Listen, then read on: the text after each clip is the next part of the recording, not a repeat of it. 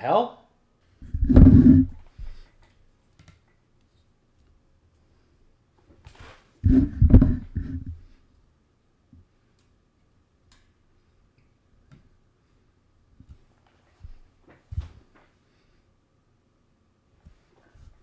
In 1980, Bowie released Scary Monsters and Super Creeps. It was a bold opening maneuver for a new decade, dark, cynical, with a renewed but now deeply ironic sense of theatricality and self-presentation.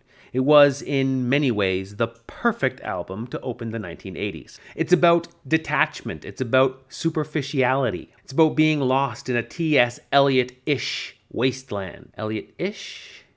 Esque? Eliot like? It's about Bowie looking at himself and his own history of theatrical persona creation and worrying about the psychological and emotional damage of preferring fantasy to reality. Bowie thrived as a theatrical self-creation. But what if that sort of thing became a way of life? Not just for him, but for society? What if everything is superficial and meaningless? What if everything is inauthentic, not real? What if people preferred the empty show to real life?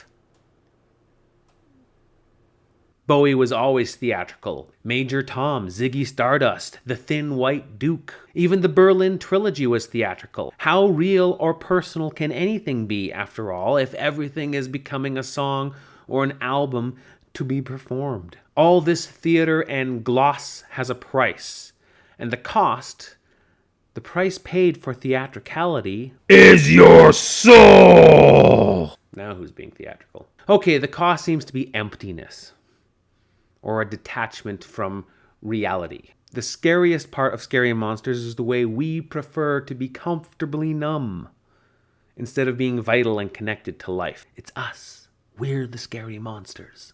It's No Game, Part 1, the opening track on Scary Monsters, begins with the sound of tape running out in the studio. You hear it spinning around, a deliberate reminder that what we are listening to is not real. It's only an album. Something constructed, something artificial. Then a female voice, speaking in Japanese, begins reciting the song's lyrics. Bowie was always big in Japan, but most of his fans, myself included, do not speak Japanese. So the song is instantly and deliberately putting its listeners on the wrong foot, alienating us, making us feel like it is not for us. And then Bowie begins not so much singing as howling the lyrics. Silhouettes and shadows, watch the revolution, no more, free steps to heaven, it's no game. The people and figures who populate Scary Monsters are not so much people as silhouettes and shadows, the empty outlines of people who do not participate in but merely watch the revolution.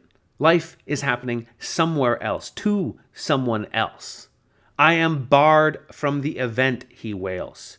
I don't really understand the situation, and it's no game. Life is no game, but people, Bowie himself included, often treat it like a game. The song ends with Bowie screaming at Robert Fripp, guitar god Robert Fripp, to shut up. Stop the music. Stop the theater. Shut up. It's no game. In the song Fashion, he reimagines the people caught up in popular trends and crazes, which he himself has been part of all along, as goose-stepping, stormtrooping neo-fascist ideologues. We are the Goon Squad and we're coming to town. Beep, beep. As if fashion, the mere dressing of life, were itself a matter of life and death. In Up the Hill Backwards, it's more idols than realities. Oh, I'm okay, you're so-so. Oh, up the hill backwards, it'll be alright.